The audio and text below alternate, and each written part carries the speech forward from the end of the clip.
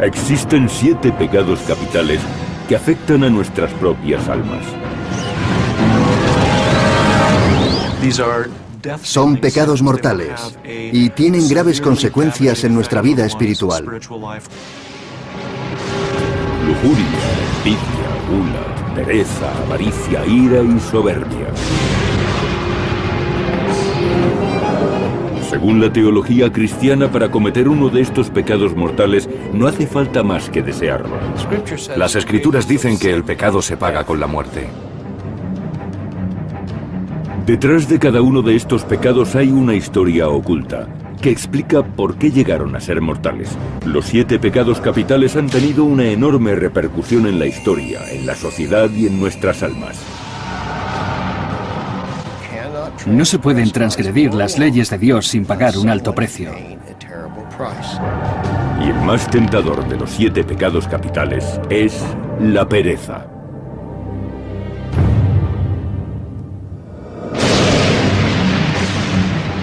Los 7 pecados capitales nunca son mencionados en la Biblia. Aparecieron por primera vez 3 siglos después de que se escribiera el Nuevo Testamento. En el año 375 después de Cristo, el monje cristiano Evagrio Pontico huyó de Constantinopla y se retiró a un pequeño monasterio de Egipto. Allí redactó una lista de tentaciones, según él, las más peligrosas para el alma. Las tentaciones resultaron ser 8. Y la pereza no aparecía como una sola, sino que figuraba como 2 tentaciones mortales. Evagrio llamó a una de ellas acedia, que podría traducirse como apatía. La otra tentación mortal era tristitia, que se traduce por tristeza. Evagrio pensaba que tanto la apatía como la tristeza podían conducir inexorablemente al abismo del infierno. En el año 590 después de Cristo, el Papa Gregorio Magno examinó la lista de Evagrio y redujo las tentaciones a 7, combinando acedia y tristitia en el pecado de pereza.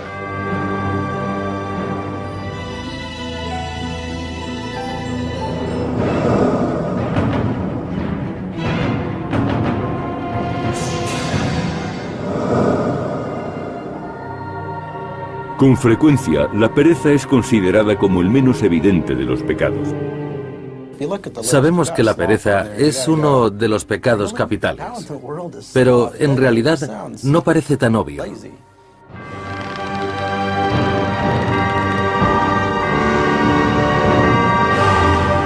Antiguamente era fácil comprender por qué la pereza era el más insidioso de los pecados mortales, dulce como la miel y corrosivo como el ácido. Es quizás el más terrible de los pecados. Es un sentimiento de autocompasión, de lástima por uno mismo. Es como estar continuamente diciendo, qué pena me doy. Y eso conduce a una actitud letárgica. La pereza es lo que permite que existan la pobreza y la injusticia, y que nadie luche contra ellas. Somos demasiado perezosos para hacer algo al respecto.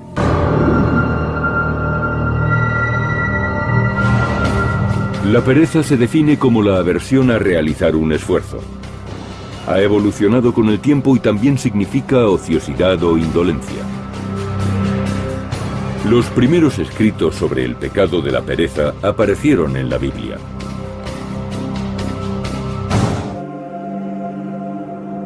En las Sagradas Escrituras se denuncia reiteradamente la ociosidad y la pereza.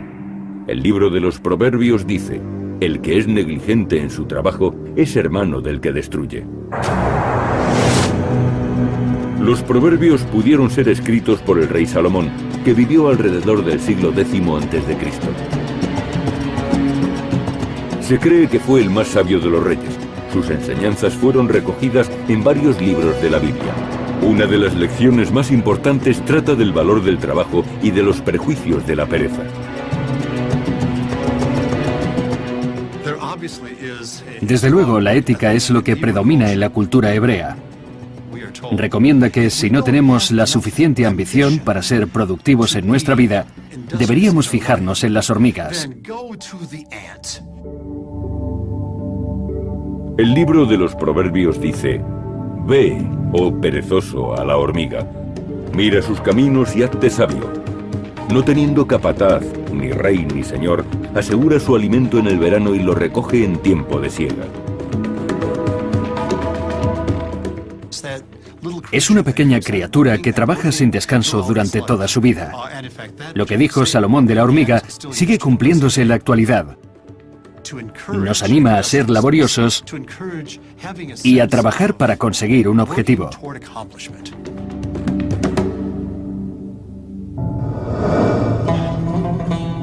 En una sociedad agrícola como en el antiguo Israel, no ser amigo del trabajo podía llevar a la persona a morir de hambre. El pecado de la pereza no solo destruye el alma, sino que puede matarnos a nosotros y a nuestras familias. Ese era el mensaje de Salomón en sus proverbios. Hacia el año 390 a.C., los filósofos y profetas griegos predicaron las virtudes del trabajo. Sin embargo, hubo una voz en la antigua Atenas que proclamaba que la pereza no era un vicio, sino una virtud. Su nombre, Diógenes. Vivió en Atenas, y mientras otros filósofos como Platón y Aristóteles enseñaban ética, Diógenes defendía las virtudes de la pereza. No tenía trabajo, deambulaba de un sitio a otro, mendigaba y decía frases muy ocurrentes. Diógenes se enorgullecía de no tener hogar. Solía refugiarse en un barril en medio de la calle. Criticaba el excesivo apego a las posesiones y predicaba las virtudes de la sencillez. Siempre decía, ¿para qué trabajar? ¿Para qué tener un oficio? ¿Para qué dedicar tanto tiempo a acumular riqueza si luego no podemos llevárnosla? ¿Para qué buscar placeres pasajeros? Diógenes opinaba que había que aprovechar el momento y vivir con sencillez. Se dice que Alejandro Magno, impresionado por la humildad y la sabiduría de Diógenes, lo buscó por las calles de Atenas.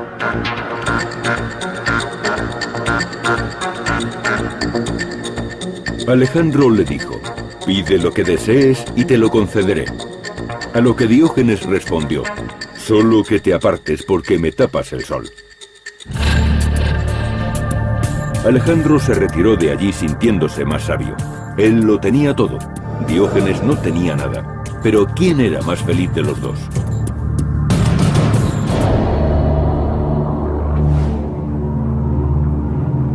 Curiosamente, 300 años más tarde, Jesús dijo cosas muy parecidas.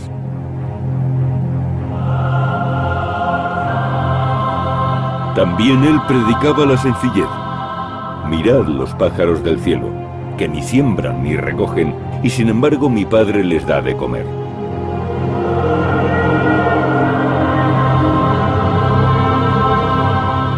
Pero no todos los seguidores de Jesús estaban de acuerdo con esas ideas. El apóstol San Pablo condenó el pecado de la pereza diciendo: apartaos de los hermanos que no trabajan. Si un hombre no se afana, no comerá.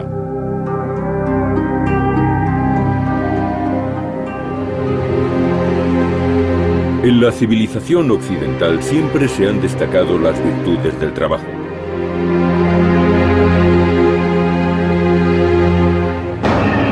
Y el pecado de la pereza fue considerado mortal. Hacia el año 375 se pensaba que la pereza era una transgresión de la ley de Dios, y para Evagrio Pontico la pereza se componía realmente de dos pecados. Al primero lo llamó acedia. Podríamos decir que la acedia es un tipo de apatía espiritual que anula la motivación y resulta tan peligrosa porque la persona no muestra ninguna iniciativa.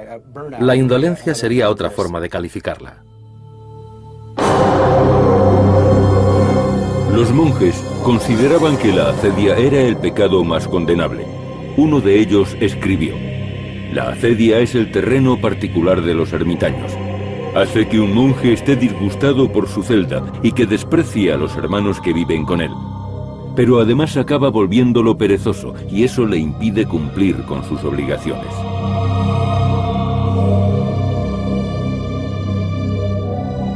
La acedia no se corresponde con el significado moderno de pereza, más bien expresa apatía y melancolía. Acedia, en mi opinión, significa desgana. Uno se siente incapaz de preocuparse incluso de sus obligaciones. La persona no encuentra ninguna motivación. Yo llamo a la acedia morfina espiritual. Cuando te inyectan morfina, dejas de sentir dolor y por tanto acaban tus preocupaciones. En mi opinión, la acedia provoca los mismos efectos. Según Evagrio Pontico, la pereza contenía otra tentación maligna, la tristitia, que se traduce como tristeza.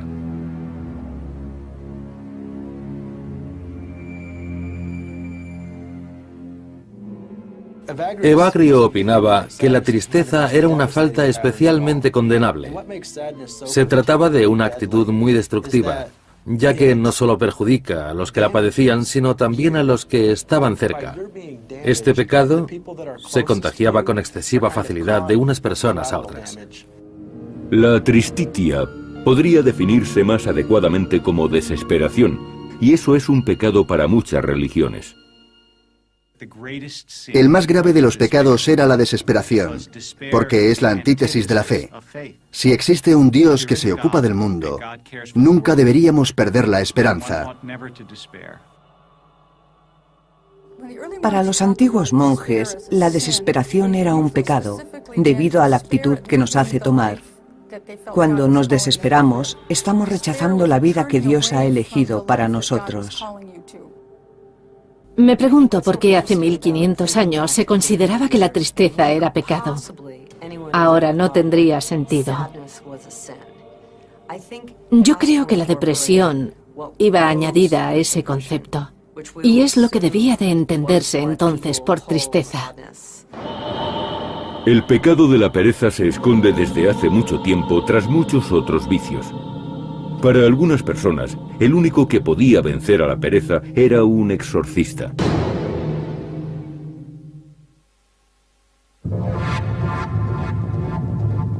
Los 7 pecados capitales han sido utilizados como guía por los cristianos durante más de 1000 años. El pecado de la pereza se caracteriza porque combina apatía, descuido, dejadez y desconsuelo. Pero en la antigüedad, muchos opinaban que no era un pecado, sino una enfermedad. Alrededor del año 500 a.C., los griegos pensaban que la pereza podía ser curada.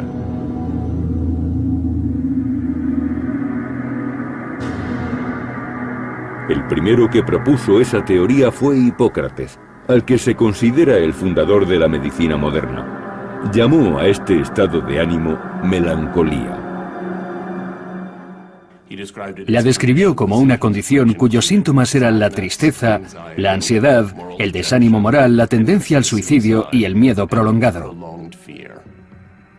Y dijo que los pacientes que sufrían esas emociones tendían a perder el apetito y a aislarse del mundo. Hipócrates creía que estos síntomas se debían a un desequilibrio entre los 4 fluidos corporales, a los que llamaban humores. Y estos 4 humores eran la sangre, la flema, la bilis negra y la bilis amarilla. Demasiada bilis negra hacía que la persona se volviera melancólica, desganada y apática. Más tarde, los cristianos llamaron pereza a ese estado. Para curar esa descompensación de bilis negra, se practicaban sangrías, se provocaban vómitos o se aplicaban fuertes enemas. Eran métodos para limpiar el cuerpo de ese fluido. El tratamiento era doloroso y disuasorio. Hacia el año 200, los romanos dominaban el mundo, y el famoso médico Galeno propuso otra causa para la pereza. Galeno afirmó que la pereza estaba provocada por la incapacidad de liberar los fluidos sexuales. Galeno fue el mejor médico de Roma y entre sus pacientes le interesaban principalmente las mujeres. La cura de Galeno consistía en ayudar a los pacientes a liberar sus fluidos sexuales. Eso aparentemente curaba a las mujeres de la depresión. Para el mundo grecorromano, la pereza no era más que un síntoma físico. Algo que se correspondía con nuestro concepto de depresión. Sería interesante conocer hasta qué punto los perezosos sufrían del mal de la melancolía. Debe de haber existido una coincidencia significativa, porque la palabra acedia aparece frecuentemente en los tratados de medicina con el significado de melancolía. Hacia el año 400, el cristianismo era la religión dominante en el Imperio Romano, y el concepto de la pereza cambió de nuevo. Es curioso que antiguamente la depresión no fuese acompañada de ningún estigma concreto. Pero con la llegada del cristianismo, el concepto de depresión como pecado de acedia adquirió mucha importancia. Cuando Evagrio Pontico concibió la pereza como la suma de dos tentaciones, acedia y tristitia, cambió el modo en que la sociedad había entendido ese pecado durante siglos. Las enfermedades mentales eran enfermedades del alma y aparecían porque uno caía en desgracia ante Dios. Por eso sufrir depresión era algo vergonzoso. En la época medieval y en los siglos posteriores, el pecado de la pereza era causado por algo mucho peor que un desequilibrio en los humores. Seguía considerándose que la depresión estaba provocada por la invasión de espíritus y por tanto era obra del maligno. Se creía que este pecado era la consecuencia de una posesión demoníaca o de un trato íntimo con el demonio. La depresión era como los demás pecados, algo que ocurría cuando el demonio se apoderaba del alma. Evagrio incluso llegó a relacionar el pecado de acedia con un demonio concreto de la Biblia. En el Salmo 91 se menciona un espíritu maligno que actúa a mediodía. La depresión es un demonio que se manifiesta a todas horas. Siempre nos acompaña y destruye nuestra vitalidad.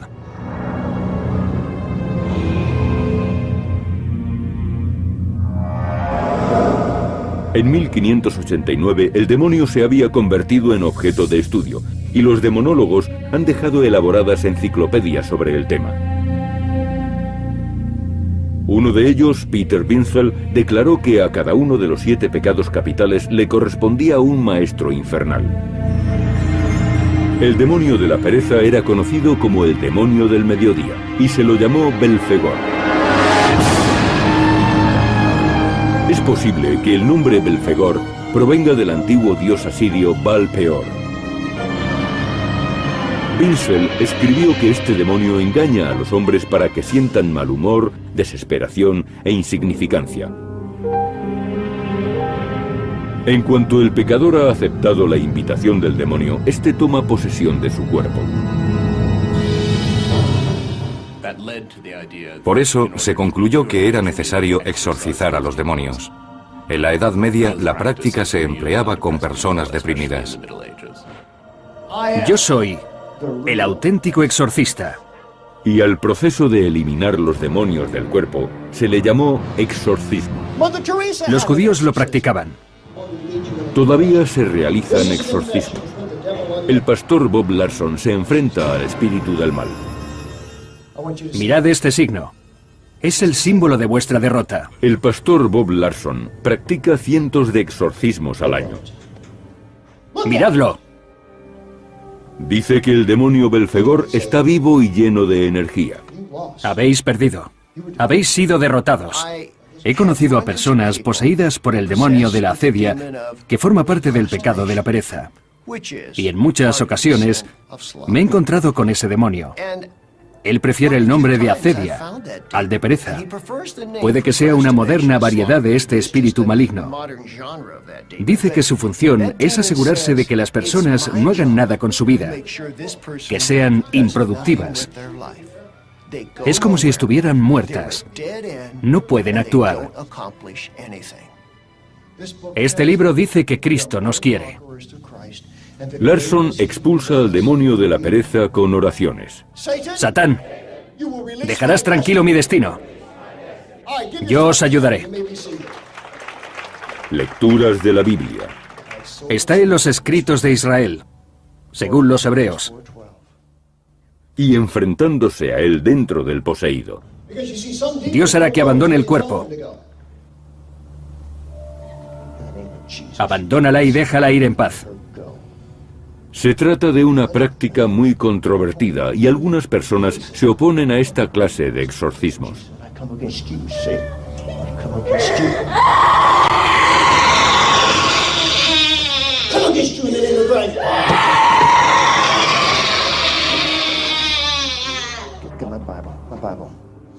A veces se habla de los demonios interiores. Pero puede ser peligroso tomarse esta expresión en el sentido literal. Las personas psicológicamente débiles creen que es un auténtico demonio lo que habita en su interior y empiezan a tener experiencias muy desagradables.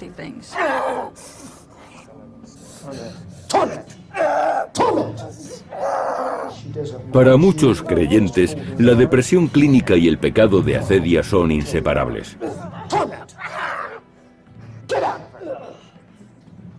En las escrituras muchos personajes deben enfrentarse a duras luchas espirituales. Todos sufrimos conflictos internos y nuestra alma es el campo de batalla. ¿Acaso se aprovecha Satanás de las personas que padecen depresión? Desde luego. Trata de provocar el mayor daño posible.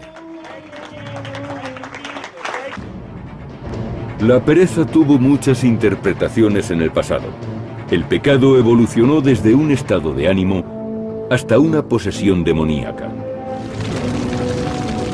En la Edad Media, el concepto cambió de nuevo cuando un célebre escritor volvió a describir este pecado y le asignó un lugar en el Averno.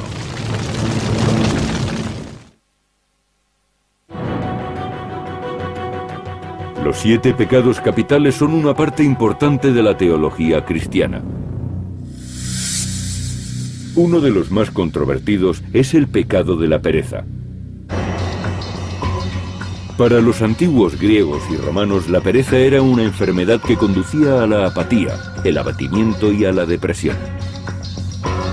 Pero los cristianos de la Edad Media consideraban que la pereza era un pecado, una presencia demoníaca en el alma que conducía directamente al infierno. Y habían aceptado que esta terrible tentación integraba 2 emociones, tristitia o tristeza y acedia o apatía. La pereza era un pecado porque los enfermos de acedia y tristitia rechazaban la posibilidad de salvación. Eran personas incapaces de experimentar ningún placer. El futuro se les presentaba oscuro y despreciaban su vida pasada. Y si pensaban de ese modo, significaba que habían perdido la fe y la esperanza de su salvación.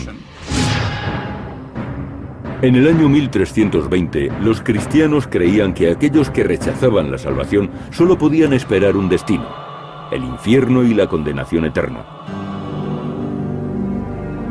Nadie describiría mejor el Averno que el poeta italiano Dante Alighieri.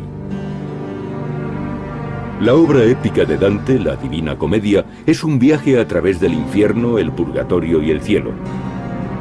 Dante sentía una aversión particular hacia el pecado de la pereza porque conocía su poder. Creo que para Dante la acedia suponía un obstáculo al amor. Cuando inicia su viaje es tentado por la acedia. Dante y su guía descienden hasta el 4º círculo del infierno, donde encuentran a los que han cometido el pecado de la pereza. Es un pasaje del libro muy interesante. Desciende al círculo donde los pecadores están hundidos en una ciénaga y no dejan de morderse y de pelearse entre sí. Los condenados por acedia están sumergidos bajo la ciénaga. Apenas se les ve. Y cuando hablan, las palabras salen de algún lugar bajo la superficie. Los perezosos hablan a Dante y le dicen: fuimos nefastos y huraños. Dentro de nosotros llevábamos el peso terrible de la pereza y ahora estamos hundidos en esta ciénaga. Para Dante, igual que para la cristiandad medieval, la pereza podía conducir al peor pecado de todos, el suicidio. En el infierno de Dante, los suicidas son condenados al séptimo círculo, el bosque de los suicidas. Allí no pueden hablar hasta que alguien les rasgue la carne y empiecen a sangrar por la herida. Un alma que carece de ojos habla con Dante y le dice: yo no tengo historia que contar, me ahorqué en el dintel de mi puerta. Según los cristianos, suicidarse es cometer un asesinato, y en la actualidad sigue siendo pecado para muchas religiones. El suicidio es pecado, ya que cada uno es responsable de su propia vida. Somos tan responsables de nuestra vida como de las de los demás. Y esas vidas nunca se deben perder. Para el judaísmo, el suicidio es un pecado terrible. Chesterton, un escritor cristiano de origen inglés, declaró: un suicida es un centinela que deserta de su puesto. Estamos en este mundo para cumplir una misión. Cada ser humano es único, y cuando alguien se suicida, priva al mundo de algo insustituible. Por esta razón, algunos teólogos insistían en que la pereza era mucho peor que cualquier otro pecado. La pereza es el único pecado que no tiene perdón. Se consideraba que una persona cometía suicidio en un acto de desesperación. Por eso, hasta hace poco, no se permitía que los suicidas fueran enterrados en tierra consagrada. Por lógica, tenían que estar en el infierno. Para Dante, el suicidio era una tragedia. Sin embargo, la actitud hacia la pereza cambió con la llegada del Renacimiento. En el año 1621, un escritor llamado Robert Burton aseguró que la pereza era una enfermedad física y que de ningún modo se trataba de una deficiencia moral. Tituló su libro Anatomía de la melancolía. Sin duda alguna, Robert Burton fue el que mejor escribió sobre la melancolía y sobre la depresión. No proponía exorcismos, ya que los consideraba inútiles y ridículos. Él recomendaba recurrir a los amigos y sincerarse con ellos. Pero sobre todo, se trata de tener paciencia y de esperar a que la depresión vaya pasándose de un modo natural. Burton se diagnosticó a sí mismo la enfermedad de la melancolía y culpó parcialmente a la astrología. A los 62 años redactó su propio horóscopo y creyó haber averiguado el día y la hora exacta en la que moriría. Curiosamente, Burton murió en el momento que había previsto. Muchos creyeron que por su propia mano. En 1629 se formó la colonia de la Bahía de Massachusetts. Allí nació un concepto muy diferente de la pereza para los colonos. Los puritanos no tenían tiempo para ideas románticas sobre la pereza. Los colonos americanos tenían una idea muy radical sobre la depresión. Pensaban que era una obra del demonio que estaba presente en todas partes. Sufrían muchas dificultades y estaban aislados del apoyo exterior. La depresión era frecuente en las colonias, ya que tenían que luchar contra la enfermedad y la muerte. Tal y como decía el libro de los Proverbios, los puritanos creían que el trabajo, el ahorro y el esfuerzo conducían a la felicidad. De aquellos laboriosos fundadores proviene la expresión ética puritana de trabajo. Cotton Mather fue un predicador que vivió a finales del siglo XVII y principios del XVIII.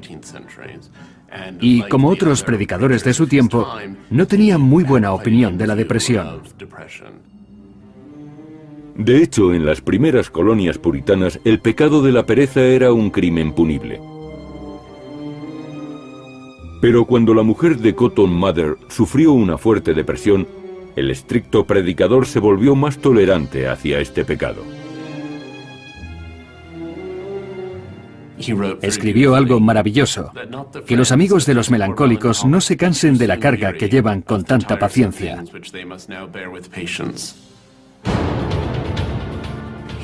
Separó la idea de enfermedad de la de pecado. Fue el primer puritano en hacerlo.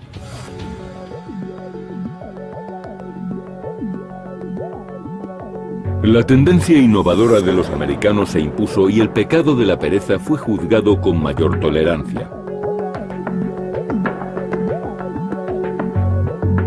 Por ese motivo, muchas personas intentaban aprovecharse de este pecado tan ambiguo.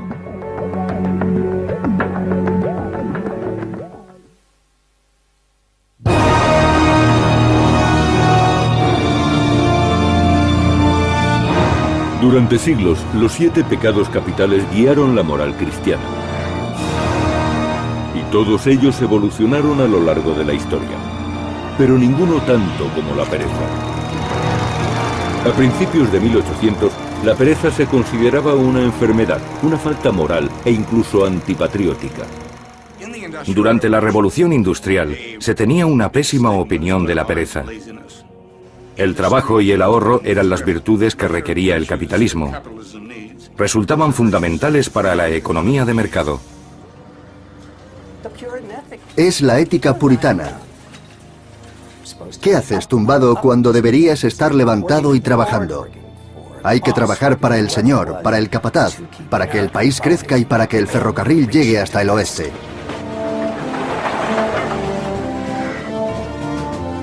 En 1869, el doctor George Miller Bird acuñó la palabra neurastenia.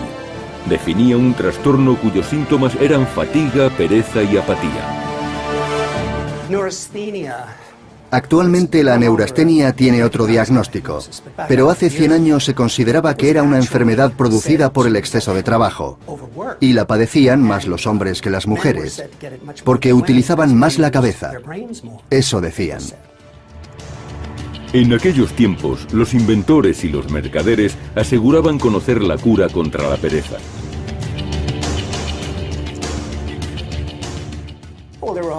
Los buhoneros vendían toda clase de bebidas y tónicos en la parte de atrás de sus carretas.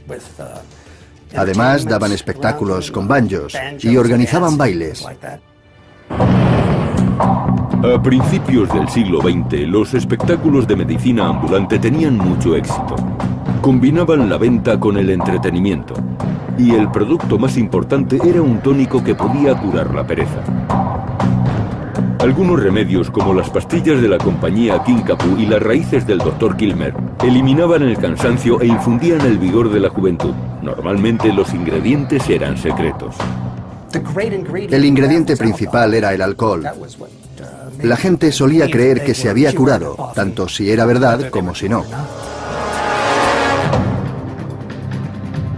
En la década de 1920 se recurrió a la tecnología para curar la pereza y se diseñaron unos dispositivos mecánicos que mitigaban los efectos de este mal. La electricidad actúa como estimulante. Había comida eléctrica, cinturones y sombreros eléctricos. Aparecían numerosos tratamientos curativos como las ondas de radio, los imanes de gran tamaño e incluso el agua radioactiva. Pero a la hora de revivir el espíritu y reducir la apatía, no hubo nada tan popular como las glándulas. En la década de los años 20, una nueva generación de doctores afirmó que el estímulo y el vigor podían extraerse de una fuente infalible. Ron Sackward era profesor de Harvard. Había creado una emulsión de testículos de cobayas y de perros y afirmaba que inyectada en el brazo producía unos resultados fantásticos. Se conocería como terapia glandular y cada vez se volvía más estrafalaria. Un médico francés llamado Serge Voronov trasplantó testículos de mono a algunos hombres. Esta intervención les ayudaría a vencer la pereza y a recuperar su juventud perdida. Esa cirugía se hizo muy famosa, incluso en la cultura popular. En las historias de Sherlock Holmes hay referencias a operaciones con glándulas de mono y también en una canción de la película Los Cuatro Cocos de los hermanos Marx. Pero nadie tendría tanto éxito en la utilización de glándulas como el Dr. John Brinkley de Milford, Kansas. Brinkley no recurría a los testículos de mono. Lo que él utilizaba era mucho más fácil de conseguir. Testículos de macho cabrío, un animal conocido por su vigor. Brinkley realizó su primera operación glandular en 1918. Cobró $750 por implantar testículos de macho cabrío a un granjero. La operación tuvo tanto éxito que muy pronto había hombres haciendo cola en la pequeña clínica de Kansas. Abría a la persona y le implantaba las glándulas de macho cabrío. A veces las untaba con ajo y lo mezclaba todo en diferentes cócteles. A lo largo de los años acabó haciendo unas 16.000 operaciones de este tipo.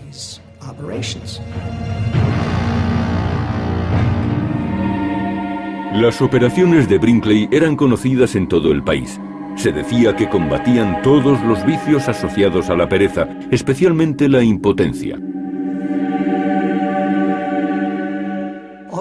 Brinkley aseguraba que las glándulas de macho cabrío habían curado 27 enfermedades, desde el enfisema hasta las flatulencias. En cierta ocasión aplicó el tratamiento a un senador de Colorado. El paciente alardeaba orgulloso de llevar glándulas de macho cabrío. 1 año y medio después, estaba muerto.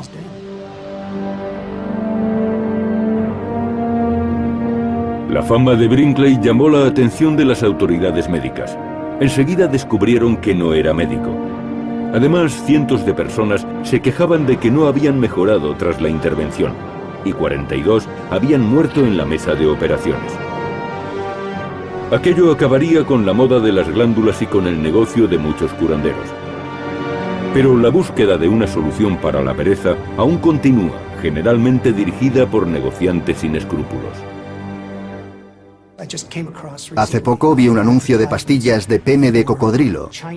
Se fabricaban según una antigua receta china que tenía más de 2000 años. En Internet podemos encontrar muchos productos de ese estilo. También ahora existen miles de charlatanes como Brinkley. Ofrecen remedios milagrosos en la red y en los infocomerciales de televisión. A mediados del siglo XX, la ciencia afirmó que la pereza no era obra de ningún demonio. Es una actitud controlada por compuestos neuroquímicos que se encuentran en el cerebro.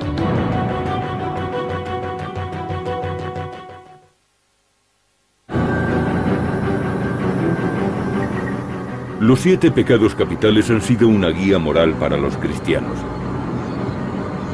Pero la pereza siempre ha sido el más controvertido de todos. ¿Es la pereza un pecado o una enfermedad?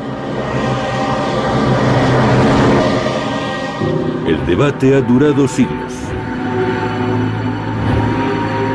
En la actualidad, los expertos creen que la ciencia puede darnos las respuestas.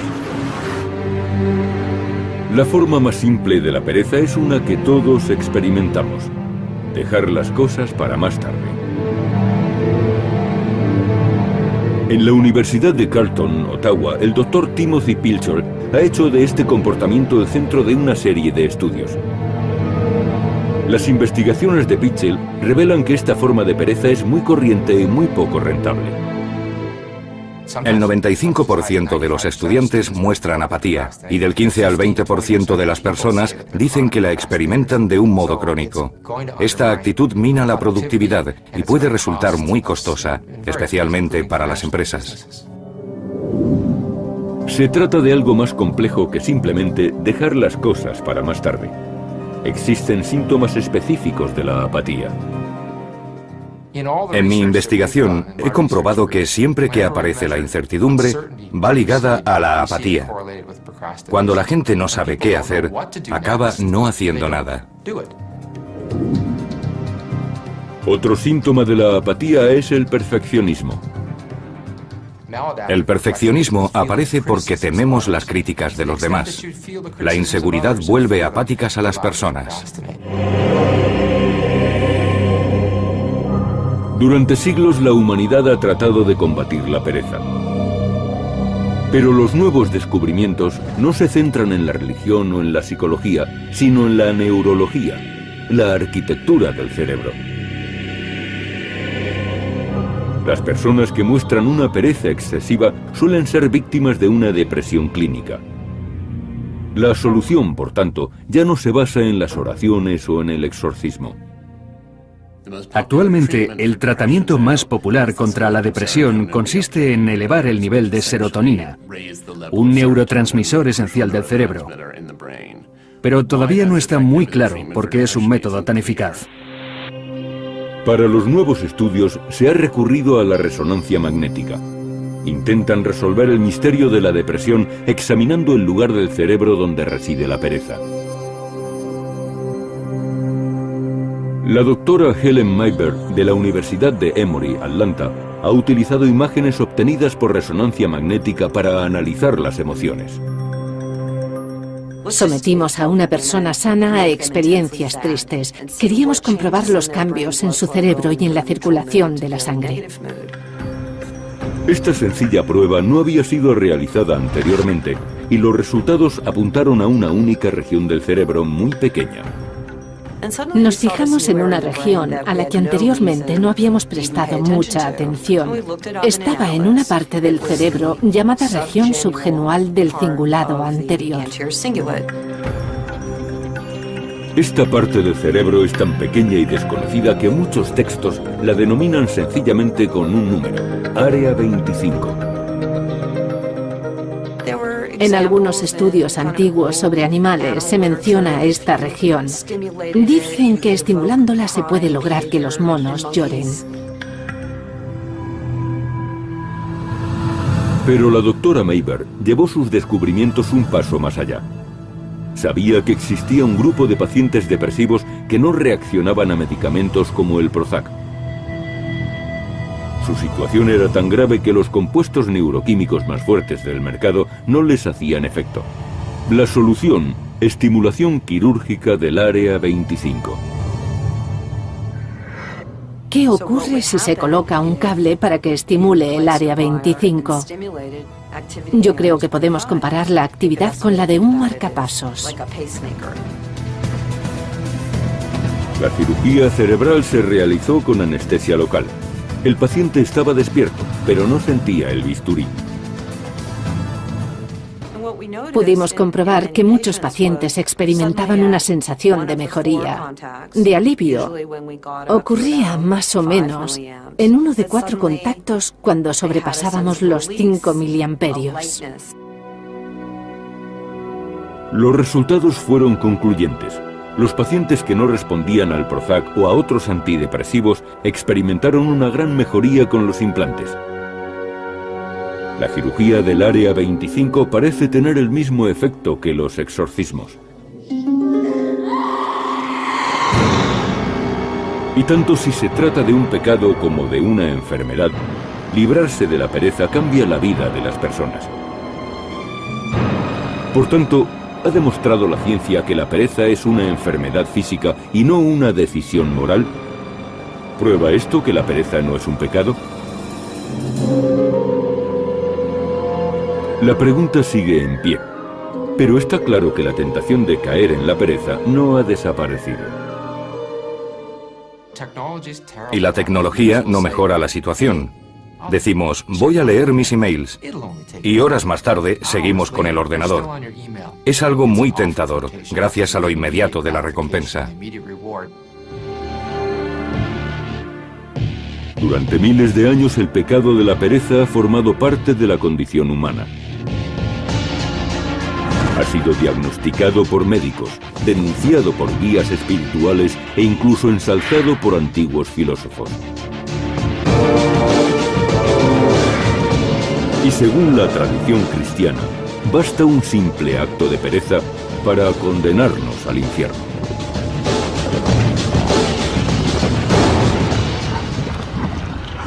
De ese fluido, el tratamiento era doloroso y disuasorio. Hacia el año 200, los romanos dominaban el mundo, y el famoso médico Galeno propuso otra causa para la pereza.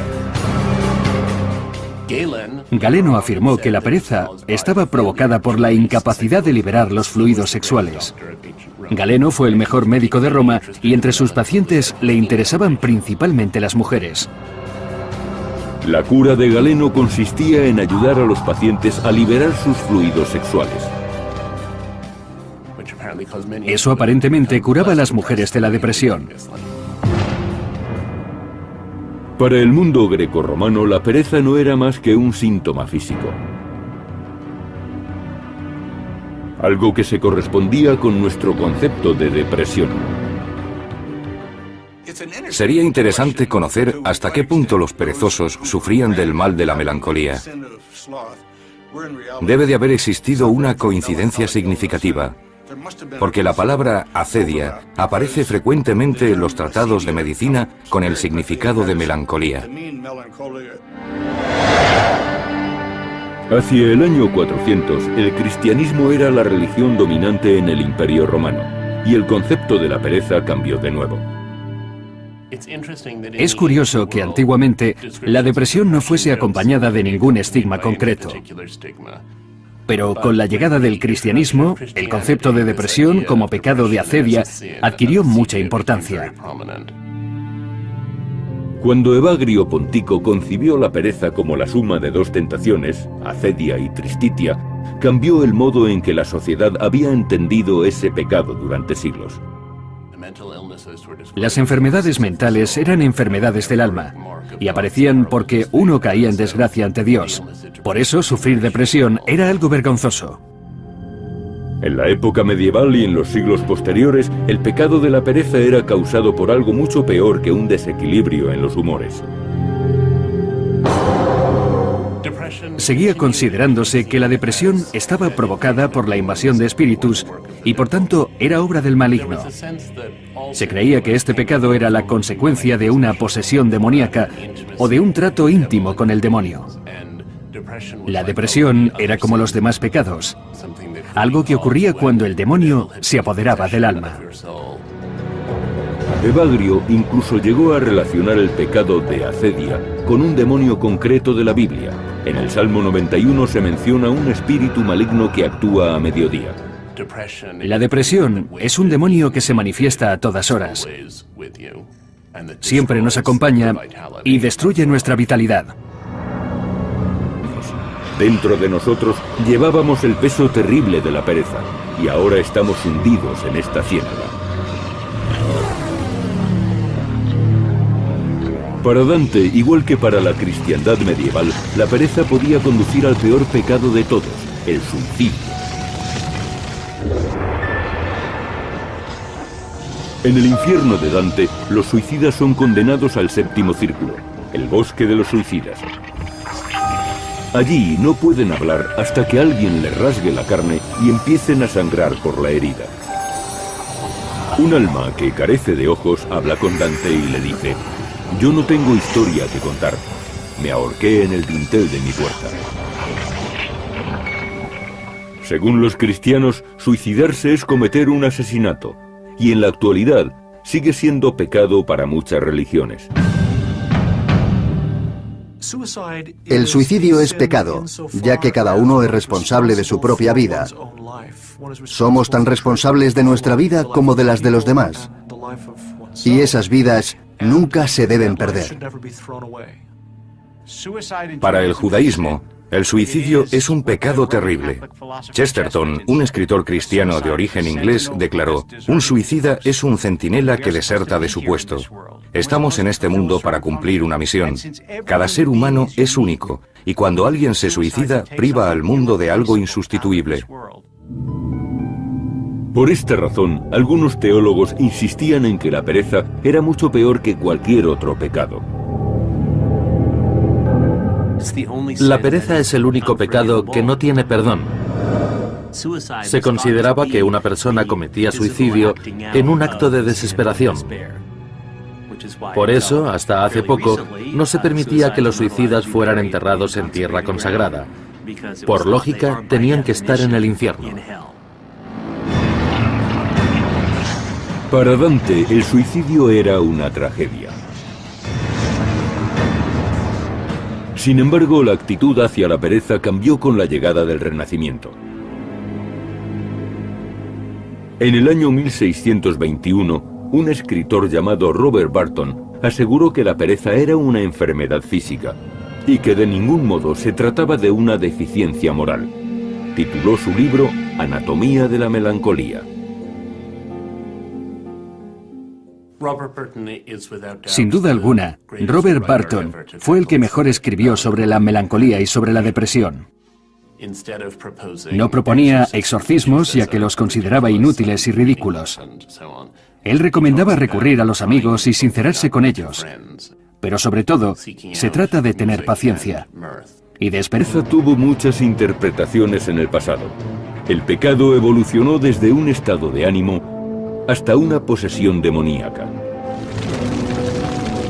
En la Edad Media, el concepto cambió de nuevo cuando un célebre escritor volvió a describir este pecado y le asignó un lugar en el Averno.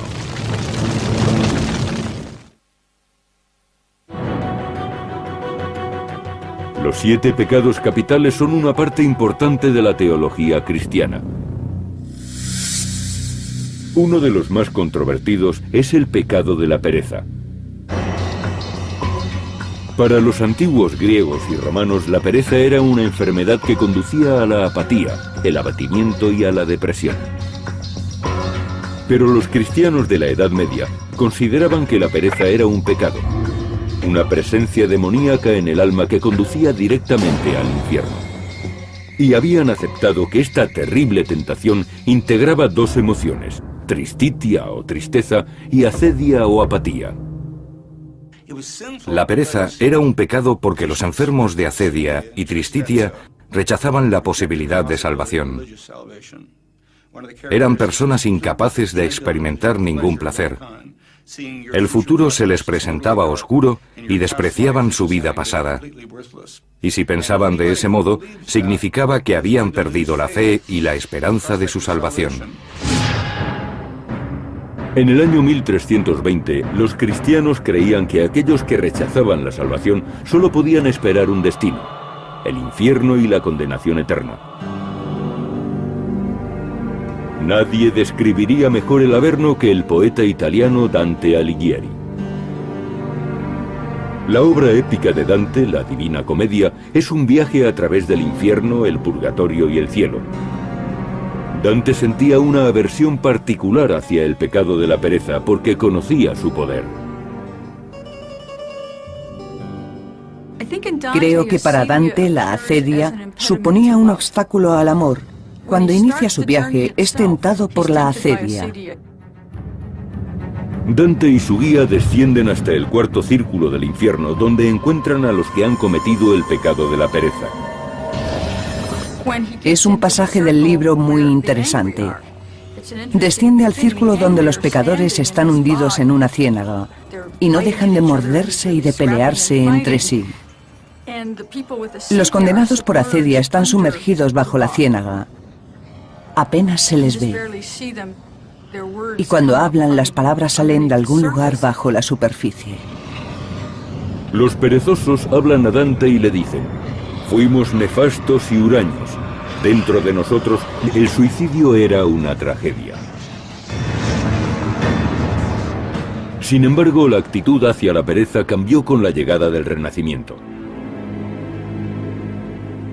En el año 1621, un escritor llamado Robert Burton aseguró que la pereza era una enfermedad física y que de ningún modo se trataba de una deficiencia moral. Tituló su libro Anatomía de la melancolía. Sin duda alguna, Robert Burton fue el que mejor escribió sobre la melancolía y sobre la depresión. No proponía exorcismos, ya que los consideraba inútiles y ridículos. Él recomendaba recurrir a los amigos y sincerarse con ellos. Pero sobre todo, se trata de tener paciencia y de esperar a que la depresión vaya pasándose de un modo natural. Burton se diagnosticó a sí mismo la enfermedad de la melancolía y culpó parcialmente a la astrología. A los 62 años, redactó su propio horóscopo y creyó haber averiguado el día y la hora exacta en la que moriría. Curiosamente, Barton murió en el momento que había previsto. Muchos creyeron que por su propia mano. En 1629 se formó la colonia de la Bahía de Massachusetts. Allí nació un concepto muy diferente de la pereza para los colonos. Los puritanos no tenían tiempo para ideas románticas sobre la pereza. Los colonos americanos tenían una idea muy radical sobre la depresión. Pensaban que era una obra del demonio que estaba presente en todas partes. Sufrían muchas dificultades y estaban aislados del apoyo exterior. La depresión era frecuente en las colonias, ya que tenían que luchar contra la enfermedad y la muerte. Tal y como decía el libro de los Proverbios, los puritanos creían que el trabajo, el ahorro y el esfuerzo conducían a la felicidad. De aquellos laboriosos fundadores proviene la expresión ética puritana de trabajo. Cotton Mather fue un predicador que vivió a finales del siglo XVII y principios del XVIII. Y como otros predicadores de su tiempo, no tenía muy buena opinión de la depresión. De hecho, en las primeras colonias puritanas, el pecado de la pereza era un crimen punible. Pero cuando la mujer de Cotton Mather sufrió una fuerte depresión, el estricto predicador se volvió más tolerante hacia este pecado. Escribió algo maravilloso, que El suicidio es pecado, ya que cada uno es responsable de su propia vida. Somos tan responsables de nuestra vida como de las de los demás. Y esas vidas nunca se deben perder. Para el judaísmo, el suicidio es un pecado terrible. Chesterton, un escritor cristiano de origen inglés, declaró: "Un suicida es un centinela que deserta de su puesto. Estamos en este mundo para cumplir una misión. Cada ser humano es único, y cuando alguien se suicida, priva al mundo de algo insustituible". Por esta razón, algunos teólogos insistían en que la pereza era mucho peor que cualquier otro pecado. La pereza es el único pecado que no tiene perdón. Se consideraba que una persona cometía suicidio en un acto de desesperación. Por eso, hasta hace poco, no se permitía que los suicidas fueran enterrados en tierra consagrada. Por lógica, tenían que estar en el infierno. Para Dante, el suicidio era una tragedia. Sin embargo, la actitud hacia la pereza cambió con la llegada del Renacimiento. En el año 1621, un escritor llamado Robert Barton aseguró que la pereza era una enfermedad física y que de ningún modo se trataba de una deficiencia moral. Tituló su libro Anatomía de la melancolía. Sin duda alguna, Robert Barton fue el que mejor escribió sobre la melancolía y sobre la depresión. No proponía exorcismos, ya que los consideraba inútiles y ridículos. Él recomendaba recurrir a los amigos y sincerarse con ellos. Pero sobre todo, se trata de tener paciencia y de esperar a que la depresión vaya pasándose de un modo natural. Barton se diagnosticó a sí mismo la enfermedad de la melancolía y culpó parcialmente a la astrología. A los 62 años redactó su propio horóscopo y creyó haber averiguado el día y la hora exacta en la que moriría. Curiosamente, Barton murió en el momento que había previsto. Muchos creyeron que por su propia mano.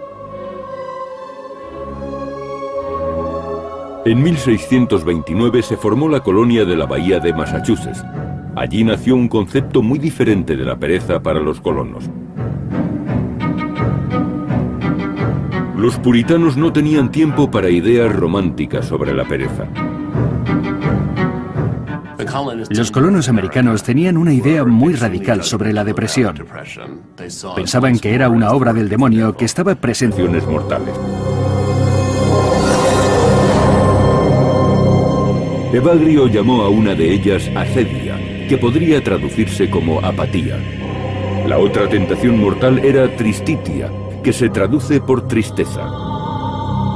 Evagrio pensaba que tanto la apatía como la tristeza podían conducir inexorablemente al abismo del infierno. En el año 590 después de Cristo, el Papa Gregorio Magno examinó la lista de Evagrio y redujo las tentaciones a 7, combinando acedia y tristitia en el pecado de pereza.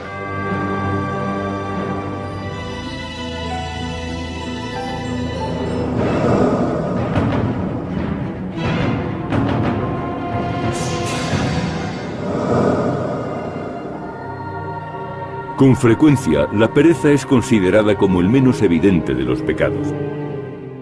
Sabemos que la pereza es uno de los pecados capitales, pero en realidad no parece tan obvio.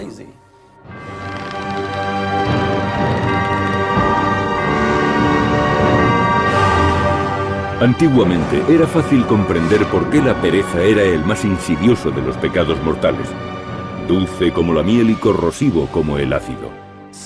Es quizás el más terrible de los pecados. Es un sentimiento de autocompasión, de lástima por uno mismo. Es como estar continuamente diciendo, qué pena me doy.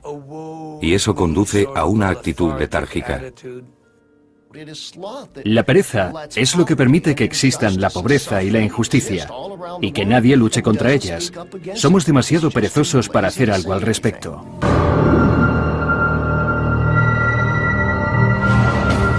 La pereza se define como la aversión a realizar un esfuerzo.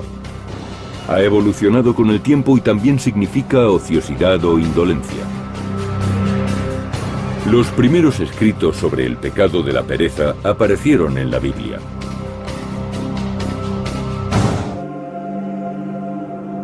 En las Sagradas Escrituras se denuncia reiteradamente la ociosidad y la pereza. El libro de los Proverbios dice: el que es negligente en su trabajo es hermano del que destruye.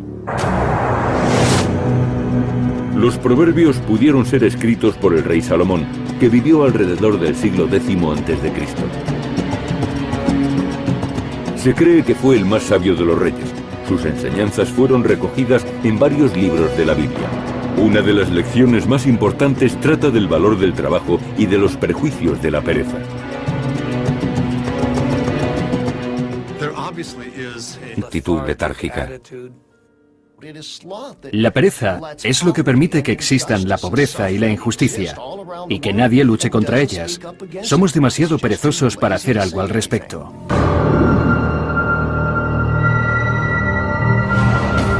La pereza se define como la aversión a realizar un esfuerzo. Ha evolucionado con el tiempo y también significa ociosidad o indolencia.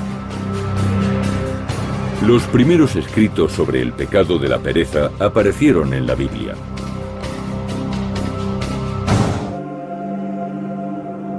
En las Sagradas Escrituras se denuncia reiteradamente la ociosidad y la pereza. El libro de los Proverbios dice: el que es negligente en su trabajo es hermano del que destruye. Los proverbios pudieron ser escritos por el rey Salomón, que vivió alrededor del siglo X a.C. Se cree que fue el más sabio de los reyes. Sus enseñanzas fueron recogidas en varios libros de la Biblia. Una de las lecciones más importantes trata del valor del trabajo y de los perjuicios de la pereza. Desde luego, la ética es lo que predomina en la cultura hebrea. Recomienda que si no tenemos la suficiente ambición para ser productivos en nuestra vida, deberíamos fijarnos en las hormigas. El libro de los Proverbios dice: ve, oh perezoso, a la hormiga, mira sus caminos y hazte sabio. No teniendo capataz, ni rey ni señor, asegura su alimento en el verano y lo recoge en tiempo de siega. Es una pequeña criatura que trabaja sin descanso durante toda su vida. Lo que dijo Salomón de la hormiga sigue cumpliéndose en la actualidad.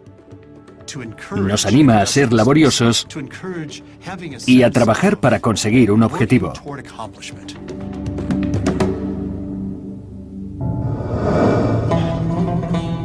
En una sociedad agrícola como en el antiguo Israel, no ser amigo del trabajo podía llevar a la persona a morir de hambre.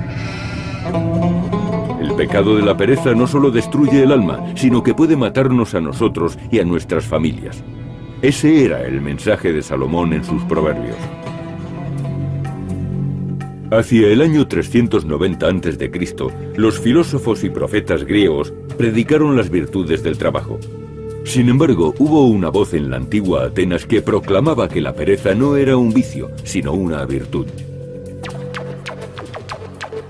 Su nombre, Diógenes. Vivió en Atenas, y mientras otros filósofos como Platón y Aristóteles enseñaban ética y que desprecia a los hermanos que viven con él, pero además acaba volviéndolo perezoso, y eso le impide cumplir con sus obligaciones.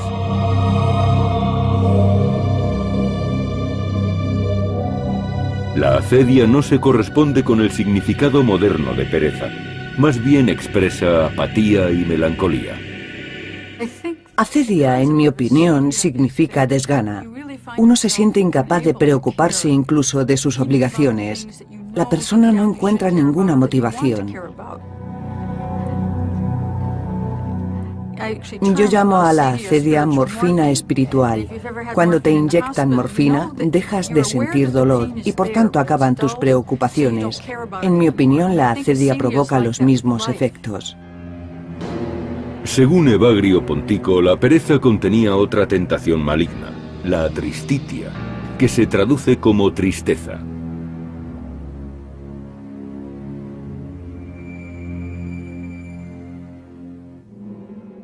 Evagrio opinaba que la tristeza era una falta especialmente condenable. Se trataba de una actitud muy destructiva, ya que no solo perjudica a los que la padecían, sino también a los que estaban cerca. Este pecado se contagiaba con excesiva facilidad de unas personas a otras. La tristitia podría definirse más adecuadamente como desesperación, y eso es un pecado para muchas religiones. El más grave de los pecados era la desesperación, porque es la antítesis de la fe. Si existe un Dios que se ocupa del mundo, nunca deberíamos perder la esperanza. Para los antiguos monjes, la desesperación era un pecado, debido a la actitud que nos hace tomar. Cuando nos desesperamos, estamos rechazando la vida que Dios ha elegido para nosotros. Me pregunto por qué hace 1500 años se consideraba que la tristeza era pecado. Ahora no tendría sentido. Yo creo que la depresión iba añadida a ese concepto. Y es lo que debía de entenderse entonces por tristeza. El pecado de la pereza se esconde desde hace mucho tiempo tras muchos otros vicios. Para algunas personas, el único que podía vencer a la pereza era un exorcista.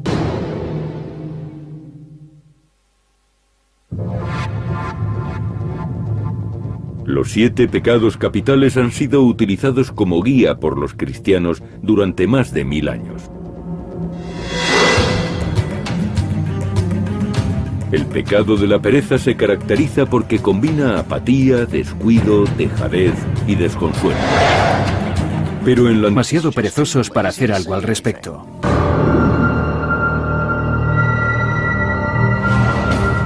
La pereza se define como la aversión a realizar un esfuerzo. Ha evolucionado con el tiempo y también significa ociosidad o indolencia. Los primeros escritos sobre el pecado de la pereza aparecieron en la Biblia.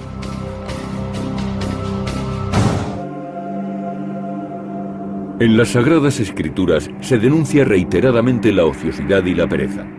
El libro de los Proverbios dice: el que es negligente en su trabajo es hermano del que destruye. Los Proverbios pudieron ser escritos por el rey Salomón, que vivió alrededor del siglo X a.C. Se cree que fue el más sabio de los reyes. Sus enseñanzas fueron recogidas en varios libros de la Biblia. Una de las lecciones más importantes trata del valor del trabajo y de los perjuicios de la pereza. Desde luego, la ética es lo que predomina en la cultura hebrea. recomienda que si no tenemos la suficiente ambición para ser productivos en nuestra vida, deberíamos fijarnos en las hormigas. El libro de los Proverbios dice: Ve, oh perezoso, a la hormiga, mira sus caminos y hazte sabio. No teniendo capataz, ni rey ni señor, asegura su alimento en el verano y lo recoge en tiempo de siega. Es una pequeña criatura que trabaja sin descanso durante toda su vida. Lo que dijo Salomón de la hormiga sigue cumpliéndose en la actualidad. Nos anima a ser laboriosos y a trabajar para conseguir un objetivo.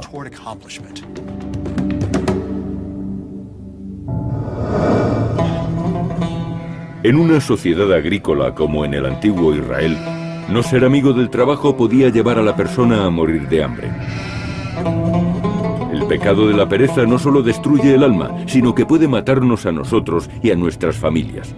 Ese era el mensaje de Salomón en sus proverbios. Hacia el año 390 a.C., los filósofos y profetas griegos predicaron las virtudes del trabajo. Sin embargo, hubo una voz en la antigua Atenas que proclamaba que la pereza no era un vicio, sino una virtud. Su nombre, Diógenes. Vivió en Atenas, y mientras otros filósofos como Platón y Aristóteles enseñaban ética, Diógenes defendía las virtudes de la pereza.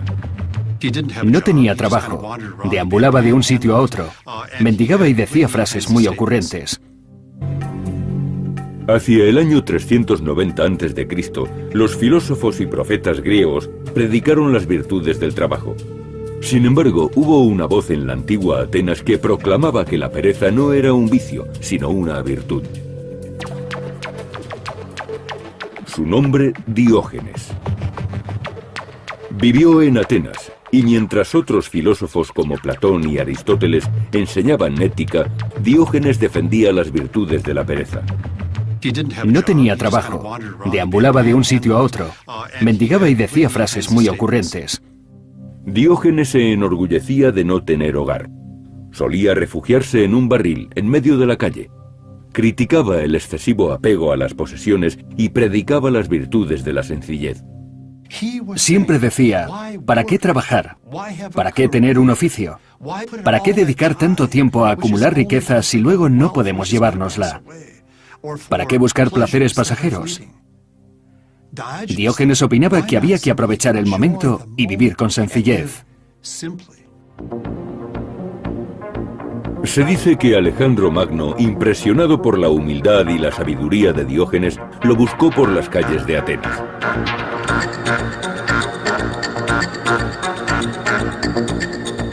Alejandro le dijo: «Pide lo que desees y te lo concederé». A lo que Diógenes respondió: «Solo que te apartes porque me tapas el sol». Alejandro se retiró de allí sintiéndose más sabio. Él lo tenía todo. Diógenes no tenía nada. Pero ¿quién era más feliz de los dos?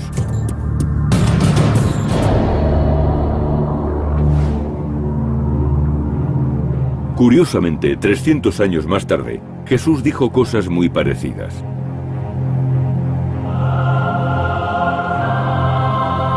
También él predicaba la sencillez. Mirad los pájaros del cielo, que ni siembran ni recogen, y sin embargo mi Padre les da de comer.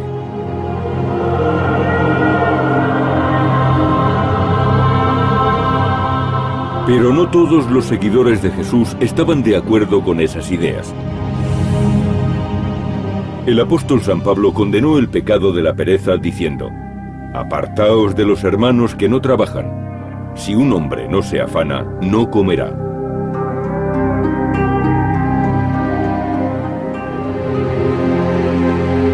En la civilización occidental siempre se han destacado las virtudes del trabajo.